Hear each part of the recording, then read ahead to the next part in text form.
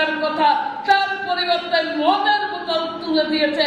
আমরা মায়েরা বোনেরা এটা সহ্য করবো না, অনেকদিন সহ্য করেছি, আমরা তার বিরুদ্ধে রুখে দাঁড়াবই।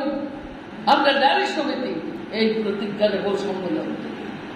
আপনারা এই সার্বিক পরিস্থিতিতে দেশ বিদেশ রাজ্য এই সমস্ত জায়গায় আজকে নয়া ফেসিবাদের রাজপালন, জাতিতে জাতিতে মানুষকে ভাগ করো, বর্ণে বর্ণে মানুষকে ভাগ করো, সম্প্রদায়ে সম্প্রদায়ে ভাগ করো, হিন্দু মুসলিমে ভাগ করো, জাতি উপজাতিতে পাহাড়ি বাঙালিতে ভাগ করো, এই রাজনীতির ষড়যন্ত্রের বিরুদ্ধে আমরা মায়েরা বোনেরা যদি হাতে হাত ধরে না দাঁড়াই, তাহলে আমার ছেলে মেয়েও রেহাই পাবে না।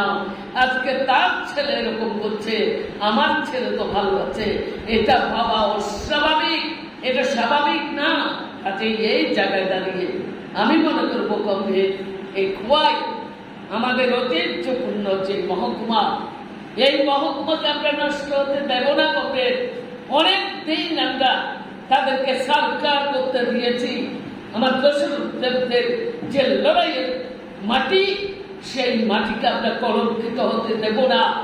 আমরা মায়েরা বোনেরা কুমারী বধূদের উপস্থিত বংশধর, আমরা সেই রক্তের মর্যাদা দিয়ে এই মাটিতে আমরা লড়াই করব। জাতি উপজাতি হিন্দু মুসলিম সমস্ত অংশের মায়েরা বোনেরা হাতে হাত ধরে ব্যারিকেড তৈরি করুন এবং নিজেরা লড়াইয়ের ময়দানে অবতীর্ণ করুন।